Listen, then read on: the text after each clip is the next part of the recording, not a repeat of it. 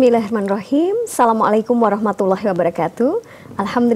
Alhamdulillahirabbil alamin. Asyhadu alla ilaha illallah wa asyhadu anna Muhammad Rasulullah. Puji syukur kehadirat Allah Subhanahu wa taala karena hari ini kita bisa berjumpa di Ekobis, Ekonomi dan Bisnis. Senang sekali pemirsa MTA TV dan pendengar Persada FM, saya menemani Anda semuanya dan telah hadir narasumber kita dari KSPPS Dirgantara Mitra Sejahtera. Assalamualaikum Mbak Rustri. Assalamualaikum Mas Imam. Ya, waalaikumsalam warahmatullahi wabarakatuh. Bagaimana kabarnya hari ini? Alhamdulillah sehat. Alhamdulillah sehat. Semangat ya? Semangat selalu. Semangat ya. Hari ini kita akan berbincang mengenai KSPPS Dirgantara Mitra Sejahtera ya. Nah, ini apa, bagaimana, kemudian kenapa terus berulang-ulang? Karena memang harus diulang-ulang supaya pemirsa dan pendengar ini terus mendengar gitu ya. Dan akhirnya kemudian menabung, akhirnya kemudian pembiayaan yang tentunya secara syariah gitu ya. Monggo silahkan nih Mbak Rusri disampaikan pada pemirsa dan pendengar. Iya. Syariah. Assalamualaikum warahmatullahi wabarakatuh. Jadi ini diulangi terus, benar kata Mbak Rahma. Jadi memang di dalam koperasi, pendidikan perkoperasian itu sangat penting ya Mbak. Jadi kita bermaksud anggota yang mendengarkan, yang menyaksikan MTA TV nanti bisa teredukasi. Untuk yang belum menjadi anggota atau calon anggota bisa tertarik. Jadi ini seperti biasa perkenalan Rien, apa itu KSPPS Dirgantara Mitra Sejahtera. Jadi KSPPS Dirgantara Mitra Sejahtera itu adalah badan usaha yang usahanya itu di bidang simpan pinjam dengan badan hukumnya adalah koperasi. Jadi apa bedanya dengan bank? Koperasi dengan bank kan sama-sama di simpan pinjam, Iya. Jadi bedanya adalah koperasi itu kita melayani itu adalah terbatas pada anggota. Kalau bank kan mungkin bisa semua masyarakat itu bisa menabung atau pembiayaan di bank tersebut, tapi kalau untuk koperasi itu terbatas pada pelayanan terhadap anggota. Nah, terus untuk bedanya apa dengan koperasi lain? Jadi kalau koperasi KSPPS Dirgantara Mitra Sejahtera itu adalah koperasi yang berlandaskan syariah ya. Jadi bedanya dengan koperasi lain yaitu landasannya. Kalau di koperasi lain mungkin UUD, Undang-Undang Perkoperasian nomor 25 tahun 92 dan Pancasila. Nah, kalau di KSPPS itu ditambah landasannya adalah Al-Quran dan hadis gitu. Oke, baik. Jadi yang bisa melaksanakan menabung ataupun meminjam yang di koperasi itu adalah anggota. Ya, jadi kalau mau melaksanakan peminjaman atau menabung harus menjadi anggota dulu. Oke, baik. Iya. Nah, itu bagaimana kemudian untuk menjadi anggota ya? Jadi untuk menjadi anggota diulangi lagi sudah berkali-kali untuk menjadi anggota itu yang pertama adalah mengisi formulir permohonan menjadi anggota, lalu membayar simpanan pokok. Kalau di Dirgantara itu adalah 10.000, sama setiap anggota 10.000 sekali saja ketika menjadi anggota. Lalu simpanan wajib itu besarnya minimal 10.000, itu bisa beda-beda. Jadi silahkan karena salah satu prinsip koperasi itu mendapatkan SHU ya, itu sesuai dengan porsi modal. Jadi kalau di koperasi itu permodalan itu kan mandiri ya Mbak. Jadi dari anggota sendiri itu di mana letaknya itu ya ada di simpanan pokok dan simpanan wajib. Jadi kalau anggota mau memberikan modal banyak ke koperasi, yaitu caranya salah satunya adalah menyetor simpanan wajib secara rutin dan banyak-banyakan monggo gitu. Nanti untuk benefitnya itu ya semakin banyak modal yang disetor nanti SHU-nya semakin banyak. Semakin besar ya. Nah, itu jadi tadi formulir permohonan menjadi anggota, membayar simpanan pokok 10.000, membayar simpanan wajib 10.000. Ini syarat untuk menjadi anggota ya. Adakah kemudian digitalisasi ya? Jadi kemudian melaksanakan formulir itu lewat aplikasi online gitu, apakah bisa? Kalau sementara memang belum ada, ini baru dikaji karena memang dari Dinas Koperasi pun belum ada peraturan yang semuanya itu bisa lewat online, ya formulir kan online, ya sudah musimnya. Ya. Tapi sekarang kita bayar aja pakai kripto gitu ya, pakai ini ya, uangnya sudah uang online. Iya, kalau setornya bisa. Cuman kalau memang untuk menjadi anggota formulirnya memang kita kan harus ada tanda tangan, harus ada cap jempol. Nah, itu masih secara offline. Jadi maksudnya secara manual nih ya, belum ada formulir secara digital gitu. Tapi kalau untuk setornya silakan. Kalau mau setornya lewat transfer bank bisa. Oh, baik. Untuk penyetorannya bisa ya? Penyetorannya bisa. Cuman untuk formulirnya memang formulir secara digital masih dikaji. Insya Allah segera. Oke, baik. Dan sepertinya itu lebih baik disegerakan ya. Supaya kita bisa mengatasi yang pinjol-pinjol gampang pinjemnya itu loh. Jadi mereka hanya dengan online, cukup KTP saja, uang keluar, tapi akhirnya masyarakat kita terjebak dengan riba. Benar. Nah ini insya Allah KSPPS Dirgantara Mitra Sejahtera bisa mengatasi ini gitu. Jadi kemudahan untuk para anggota gitu ya. Iya, insya Allah segera. Nanti doanya mohon. Baik, itu untuk menjadi anggota. Jadi untuk sementara ini harus datang ke tempat ya. Iya, datang atau nanti kita yang ke rumah, ke tempat anggota bisa. Oh, baik. Anggota jadi ada layanan jemput bola. Oke, jadi bisa kemudian ketika kita hanya telepon saja, Mas saya pengen nabung, silahkan ke sini gitu bisa ya? Iya, bisa. Oh. Asal masih terjangkau. Oke, baik. Terjangkau dari kantor. 3 kantor. Ada 3 kantor, ada di Pedan, ada di Gemolong, sama di Solo. Ada di Pedan, di Gemolong, sama Solo ini, di Semanggi. Di Solo ya. Kalau Solo Raya insya Allah masih bisa kita layani. Solo Raya bisa dilayani berarti sampai wilayah Wonogiri. Wonogiri kemarin terakhir itu kami di Purwantoro sudah ada anggota kita yang ke sana. Wah, keren itu ya. Jadi Solo Raya benar-benar dilaksanakan sampai ke Purwantoro ya. Oke, baik. Ini mengenai anggota, berarti Solo Raya semuanya bisa. Boyolali paling pencet juga bisa ya? Bisa, ada. Karena kemarin kan sempat kemudian ada usulan bagaimana kemudian ketika KSPPS Dirgantara membuka stand ketika Ahad pagi supaya yang datang dari jauh-jauh itu bisa menabung. Kalau wilayah Jawa Tengah masih bisa nih, karena kan kita izinnya kan izin provinsi. Jadi mungkin kalau untuk layanan Ahad pagi, kalau yang Jawa Tengah di luar Solo Raya, kalau saya sih setuju saja, mungkin nanti bisa di koordinasikan kali MTA pusat nih, kalau bisa kan. Ya. Oke, jadi kalau untuk wilayah Solo Raya memang ada ya, ada pelayanannya ya. Nah, karena izinnya provinsi, bisanya hanya di wilayah Jawa Tengah. Jawa Tengah. Oke. Selain Jawa Tengah belum bisa. Belum bisa. Nanti bisa nanti jadi anggota luar biasa. Cuman kan memang haknya nanti kan ada bedanya. Gitu. Gimana itu anggota luar biasa? Kalau anggota luar biasa ya anggota yang masuk itu di luar izin kita, ya kan. Jadi untuk haknya nanti tidak bisa memukakan pendapat, ya kan, karena salah satu prinsip koperasi juga itu kan demokratis, ya kan. Nah, bisa mengusulkan pendapatnya nanti lewat rapat anggota. Nah, untuk anggota luar biasa itu tidak bisa. Jadi harus mengikuti apa adanya kita. Gitu. Jadi mengikuti apa yang sudah disepakati para anggota yang ada di sini gitu ya, istilahnya seperti itu.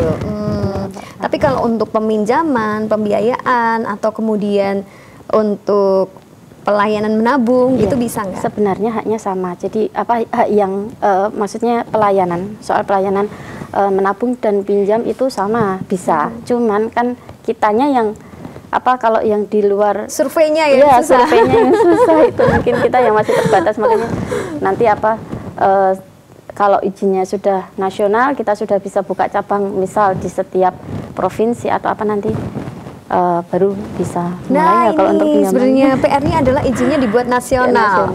Itu dulu ya. Jadi lebih luas lagi nanti yang dilayani ya kan. Gak hanya di Jawa Tengah, tapi bisa Jawa Barat, sampai mungkin Papua ya. Iya, insya Allah ya. Insya Allah, iya kan. Insya Allah. Maunya kan Iya, berkembangnya benar, lebih benar, besar ya. benar.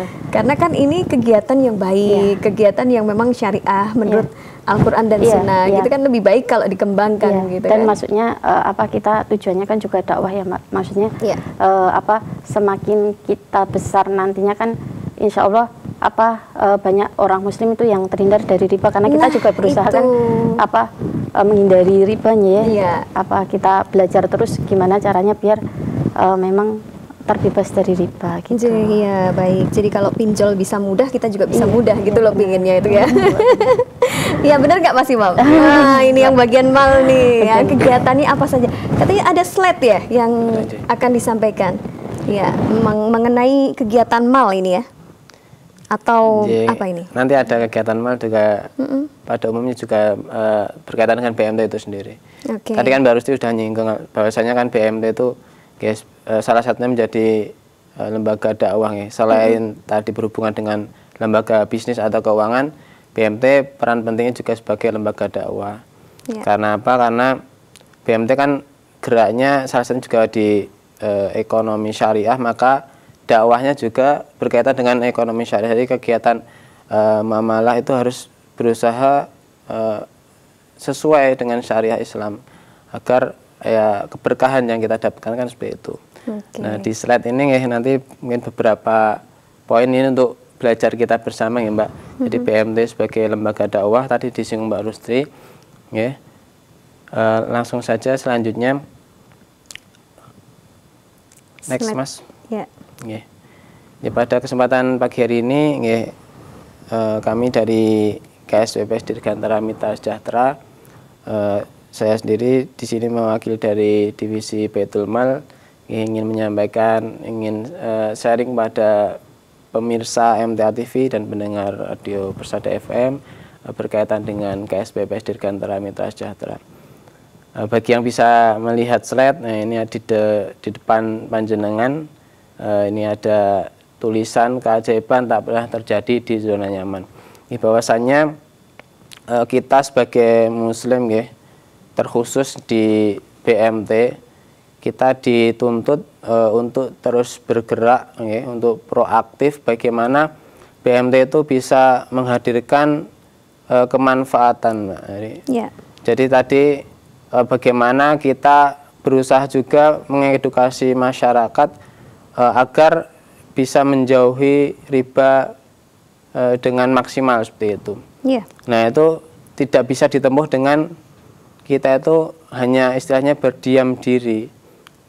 Kita dituntut untuk selalu bergerak, proaktif, dan kita berusaha meninggalkan zona nyamannya. Barangkali kalau di zaman kita atau di kalangan anak-anak muda barangkali yang biasa memahami zona nyaman biasanya zona nyaman itu kan identik mungkin generasi rebahan, mungkin generasi yang istilahnya memikirkan diri sendiri atau dia sama sekali tidak mau berusaha peduli dengan sekitarnya, peduli dengan perubahan di sekitarnya.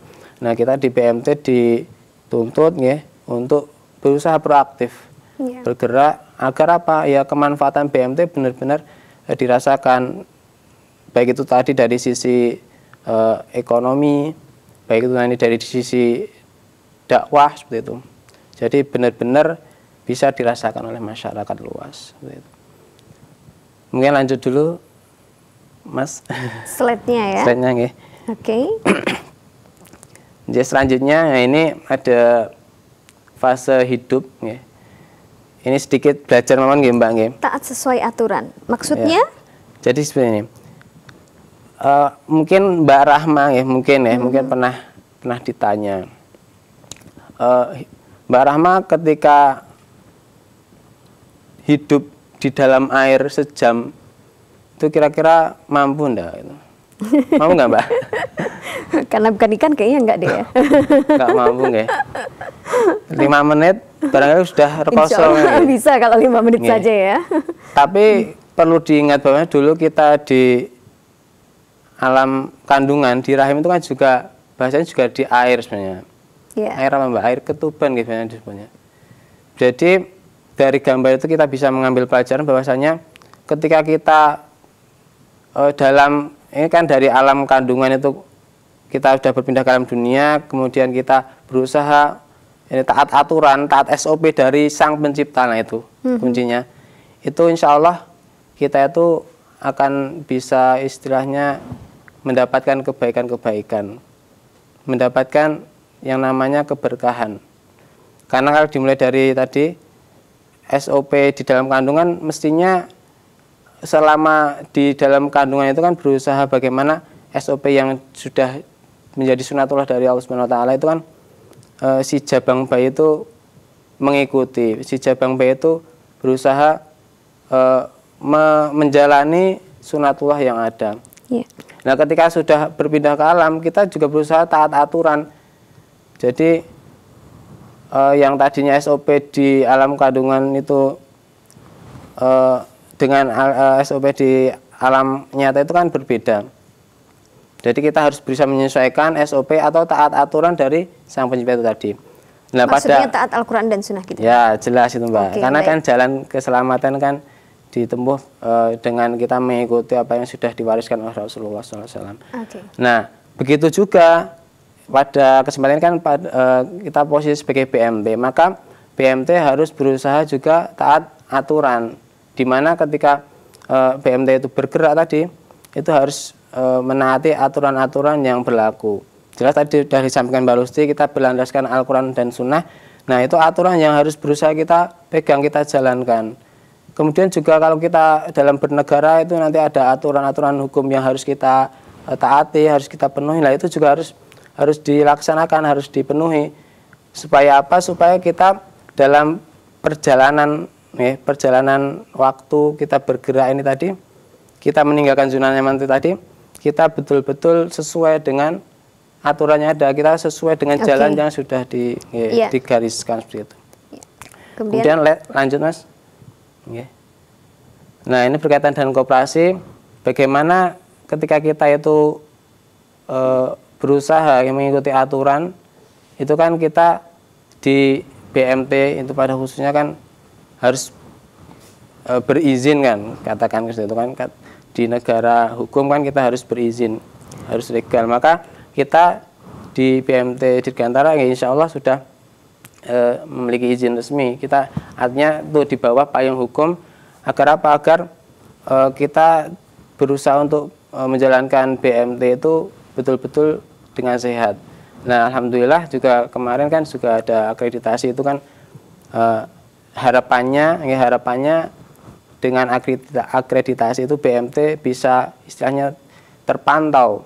Jadi tadi kepatuhan pada Al-Quran dan Sunnah atau syariah itu sendiri, kemudian kepatuhan pada hukum-hukum yang berlaku atau regulasi yang berlaku itu bisa dijalankan dengan maksimal. Jadi maksud BMT sehat itu tadi ya? BMT sehat. Terus? Masih ada lagi slide? Masih ada, banyak ya Mbak. Lanjut nggih. Nah ini, tadi kan sudah disampaikan bahwa BMT itu kan bergerak selain tadi di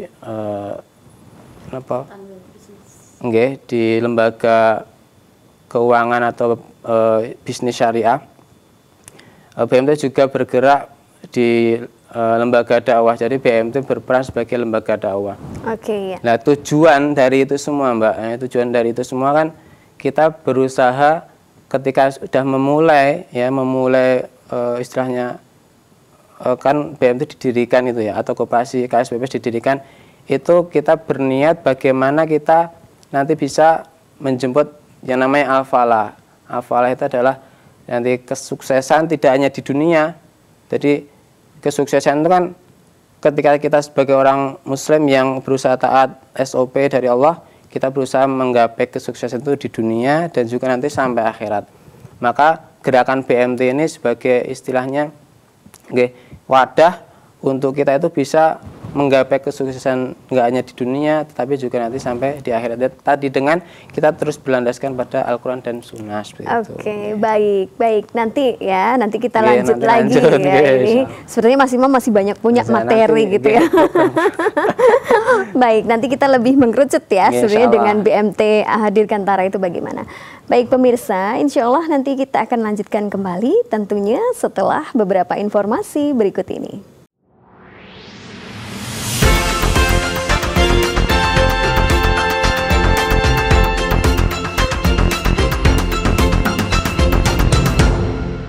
Baik pemirsa MTA TV dan pendengar Persada FM, kita masih di Ekobis, Ekonomi dan Bisnis bersama KSPPS Dirgantara Mitra Sejahtera. Dan tentunya masih ada Mas Imam dan juga Mbak Rustri yang akan menyampaikan ya. Kami persilakan juga untuk Anda yang ingin bergabung bersama kami, bisa di 0271 679 3000 atau di 08112 55 3000. Baik, ini ke Mas Imam lagi ya. Masih ada slide yang belum disampaikan ya. Baik, monggo silahkan ini teman-teman disampaikan slide dari Mas Imam. Nah, peran dakwah. Apa ini peran dakwah dari KSPPS Dirgantara? Terima kasih Mbak Rahma. Ya. Kita lanjutkan ya pemirsa. Jadi tadi di tema kan tertulis bahwasanya BMT itu sebagai istilahnya gerakan dakwah atau lembaga dakwah. Nah, tadi kan juga sudah disinggung bahwasanya kan BMT itu mempunyai anggota-anggota, atau bisa dikatakan ketika kita ingin transaksi baik itu simpanan maupun pembiayaan di BMT, maka harus menjadi anggota. Yeah. Nah, peran dakwah apa yang bisa diambil oleh BMT? Yang pertama adalah bagaimana dari sekian anggota itu nanti bisa istilahnya kita adakan pemetaan kan di Dirgantara sendiri kan ada beberapa cabang ya barangkali. Nah itu dijadikan pemetaan, kemudian di situ bisa dilakukan ya semacam istilahnya ada nanti sharing ilmu tentang syariah gitu. Jadi mungkin lebih konkret ya, kan tadi ada 3 cabang. Misalnya nih di cabang Solo, pemetaan tuh maksudnya bagaimana? Pemetaan bisa sebenarnya Mbak. Jadi kan ada di satu kecamatan ya bisa dikatakan itu kan ada anggota atau penabung itu yang dikatakan ya lumayan gitu lah. Ada banyak beberapa orang. Nah, itu maksudnya bisa, dari sisi finansial ya? Jadi kan ada tadi di pendidikan anggota itu kan barangkali ada anggota itu kan belum memahami apa itu tentang ekonomi syariah. Yeah. Nah, barangkali dari sisi peran dakwah di situ bisa ketika nanti ada sekumpulan istilahnya di satu daerah itu yang penabungnya banyak atau anggota banyak kan bisa dikumpulkan, dibuat semacam kelompok kajian, yaitu nanti dijelaskan tentang muamalah syariah yang harapannya nanti dari anggota itu tidak hanya istilahnya mengambil ataupun pembiayaan, tidak hanya seperti itu, tapi nanti beliau bisa berperan ya, menyebarkan atau mengajak pada orang lain yang istilahnya belum melakukan istilahnya transaksi muamalah syariah, diajak untuk beralih. Jadi dari kelompok-kelompok kajian tadi setelah paham kan mengajak yang lain-lain itu sebagai peran dakwah di situ. Dan juga kan banyak juga ya dari anggota barangkali pembiayaan itu dengan akad ini kan belum paham lah, itu BMT juga berusaha memahamkan fungsi BMT memahamkan seperti itu agar apa? Agar dari pelaksanaan mungkin akad-akad itu juga dipahami dan tentunya ketika kita memahami akad, konsekuensi yang harus nanti diterima itu seperti apa kan ada. Nah, itu berhubungan dengan pembiayaan. Dan juga dengan dakwah ini kan harapannya tadi ketika BMT itu bisa berperan sebagai lembaga dakwah, maka anggota-anggota barangkali yang ada potensi menjadi kader dakwah, apalagi yang mungkin masih muda, itu bisa kita istilahnya berdayakan yang fokus untuk dakwah. Karena kemarin kan di program Baitul Mas sendiri itu kan kemarin salah satunya adalah DMS Support Dakwah. Nah, apa itu DMS Support Dakwah itu kan salah satu program yang berkaitan dengan bidang dakwah. Jadi di Baitul Mal kemarin kan sudah kami sampaikan ada 5 pilar program yang berusaha kami jalankan. Itu ada ekonomi, ada pendidikan, ada kesehatan, dan juga ada ekonomi syariah, sosial kemanusiaan, dan dakwah. Jadi program dakwah ini atau support dakwah ini kan bisa istilahnya contoh dilakukan. realnya mungkin ya, contoh real selama ini kalau program sudah dijalankan kan ada kemarin itu guru daerah ya, atau ustadz itu kan kondisi rumah yang beliau tempati itu kurang layak. Nah itu kami bantu renovasi. Ada juga ini dari Sisimal ya, dari Sisimal. Jadi yang memberikan fasilitas untuk support dakwah beliau gitu. Baik. Karena memang ustadz itu juga butuh tempat yang baik ya, gitu ya. Dari sisi termasuk sarana kendaraan itu kan Dirgantara memfasilitasi itu. Insya Allah Baitul Mal ada program seperti itu. Dengan itu tapi di Baitul Mal. Di gitu Baitul Mal, lewat Baitul Mal. Apa kemudian bedanya Baitul Mal dengan Baitul Tanwilnya? Kalau di Baitul Mal kan kemarin kami sampaikan bahwa Baitul Mal kan berusaha memberikan kemanfaatan. Jadi kami tidak mencari keuntungan dalam artian keuntungan materi uang ya. Jadi tidak ada bahasnya begitu ya? Tidak ada akad jual beli, tidak ada. Itu kan bagian tamwil nanti. Nah di Baitul Mal itu fokusnya adalah bagaimana menyalurkan tadi ZIS, kan itu menghimpun ZIS kan Mbak kemarin. Kemudian kemudian kita berusaha menyalurkan pada tadi plot bidang pilar program tadi.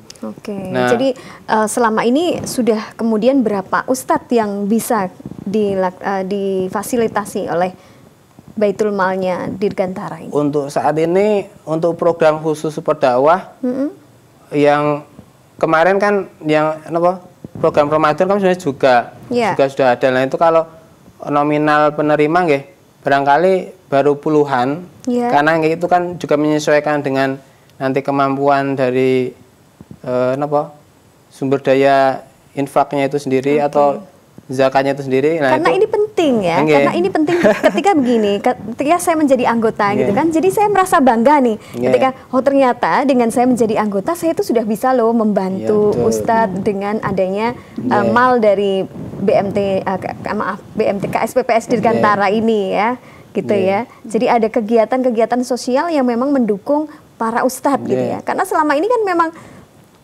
kadang orang tuh kalau disuruh ngaji bayarnya berapa? 50. Wah, mahal gitu ya. Sedangkan nanti kalau sinau yang lainnya gitu ya, belajar yang lainnya ketika les matematika bayarnya 150, biasa gitu ya. Nah, ini kan dan ini kebaikan dari BMT gitu ya. Perhatian kepada guru gitu ya. Maka dari itu kan tadi ketika BMT itu ada anggota kan harapannya anggota itu bisa berperan di bidang sosial juga.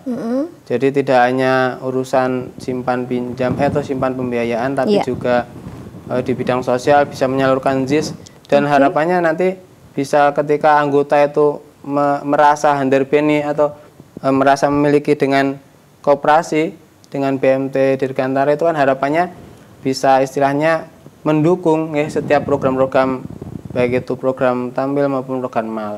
Apalagi di program mal ini sendiri kan ya insya Allah niat tulus ya ini untuk menyebarluaskan kemanfaatan saja, tidak mengambil keuntungan tadi. Ini salah satunya tadi programnya untuk fasilitas dakwah ya, untuk support dakwah. Kemudian apalagi ini program dari mal? Barangkali ini ya untuk kesempatan itu ya menyampaikan kemarin program Ramadan karena kemarin kan pertemuan yang sebelumnya kan mau menyampaikan tapi waktunya habis ya. Nah ini barangkali untuk menyampaikan program Ramadan yang kemarin sudah terlaksana, barangkali bisa ditampilkan.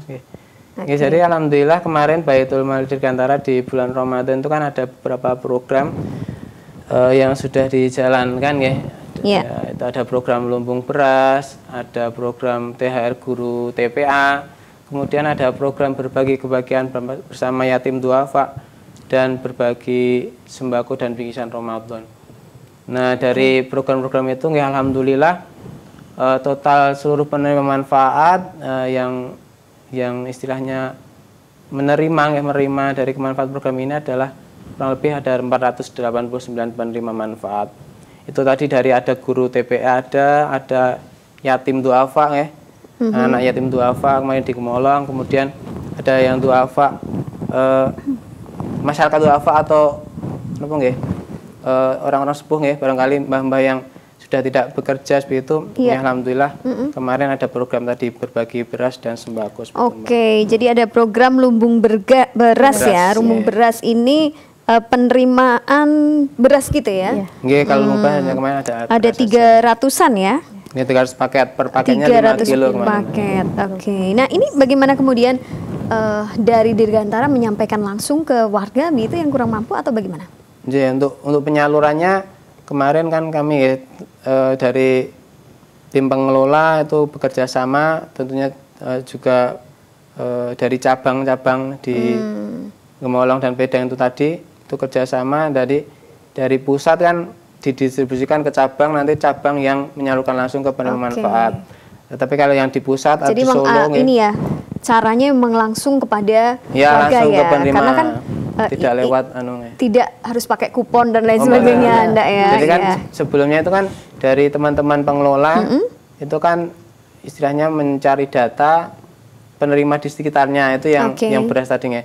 Jadi tetangga ataupun warga ngaji yang di situ layak nggih, berhak untuk diberikan, itu teman-teman mendata kemudian diserahkan ke teman-teman di MAL. Nah, jadi nanti kan penyaluran juga bisa, misalkan dari MAL bisa menjangkau, nanti kami yang langsung menyerahkan.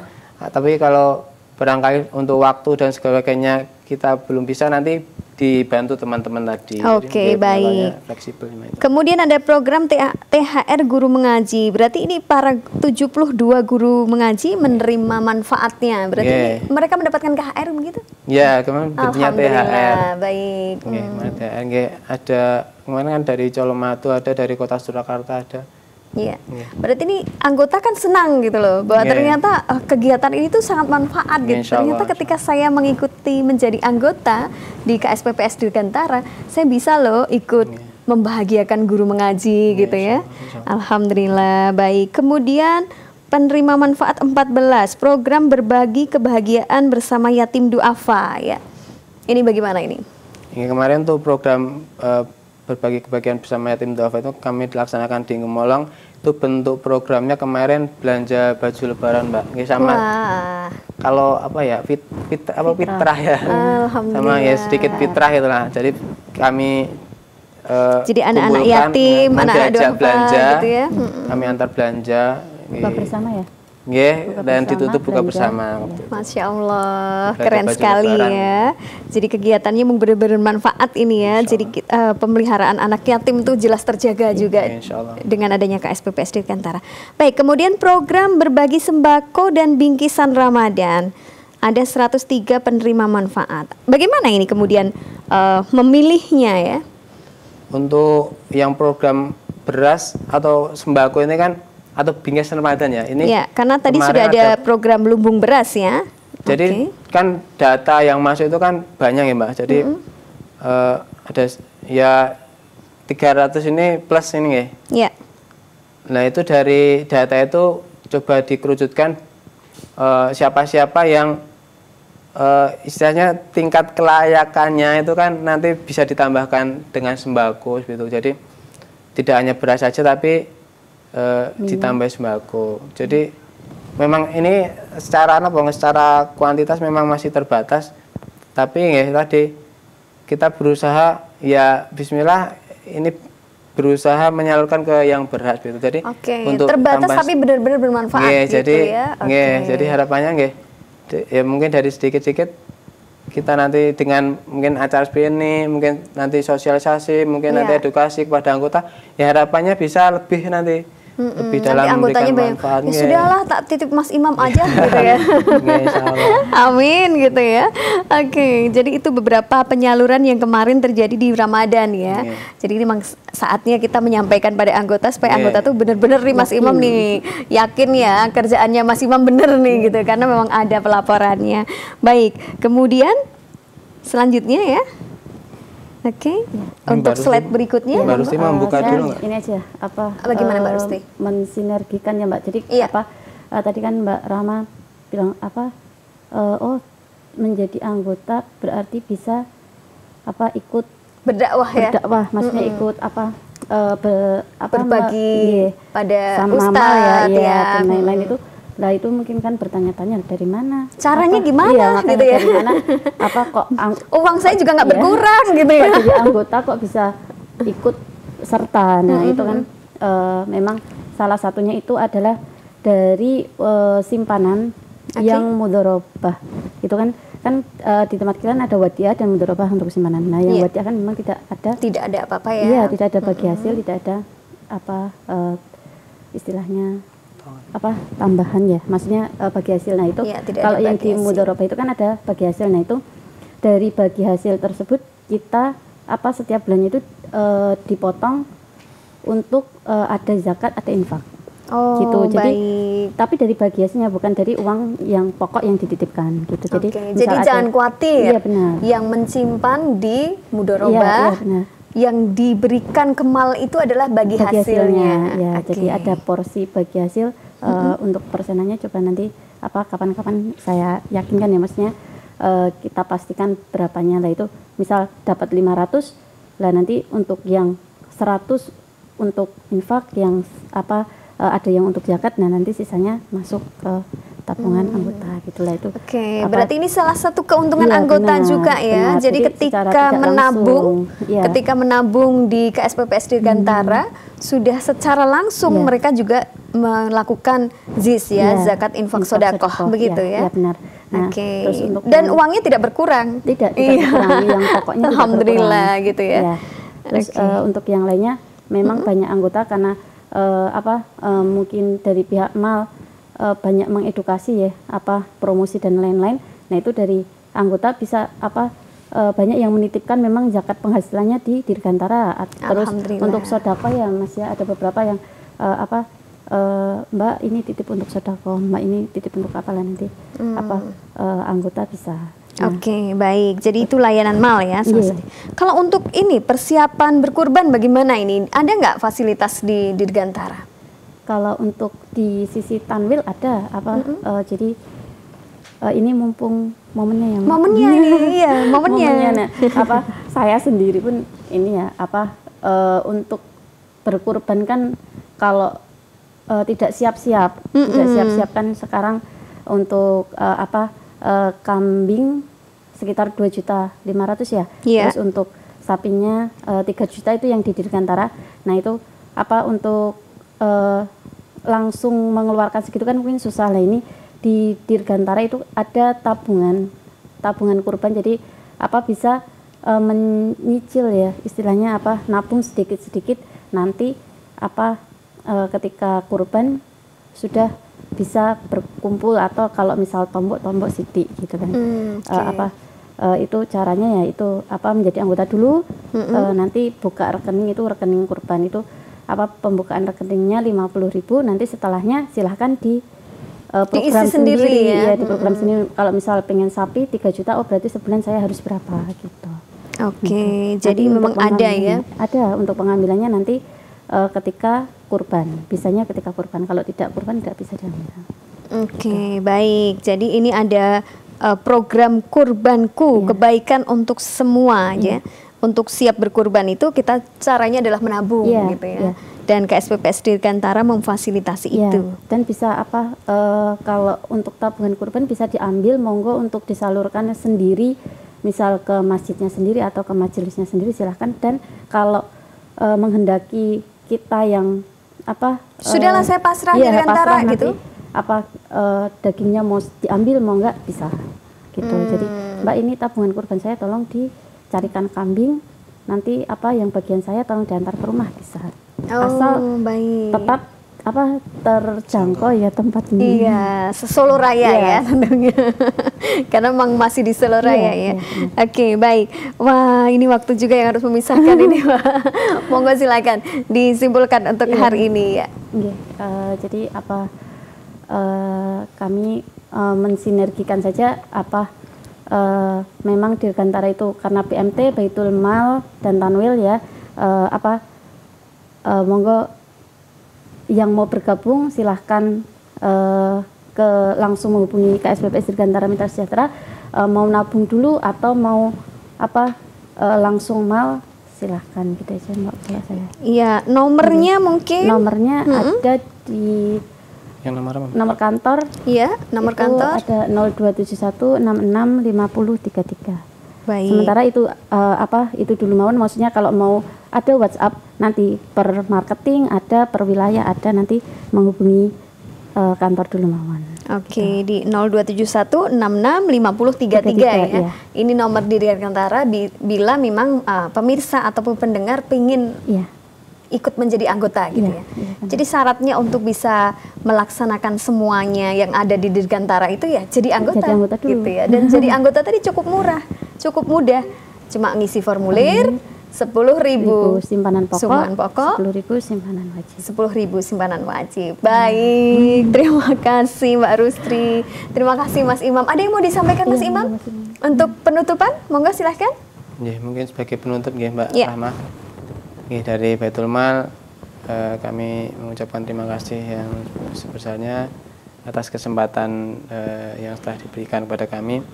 Intinya bahwasanya ketika kita berusaha menjalankan BMT ini sesuai aturan dengan dukungan dari anggota-anggota, insya Allah itu akan semakin bisa mempengaruhi penyebaran dakwah Islam, dakwah tentang Muhammad Syariah ini ke masyarakat yang lebih luas, dan tentunya dengan dakwah itu harapannya juga nanti akan berdampak pada istilahnya rasa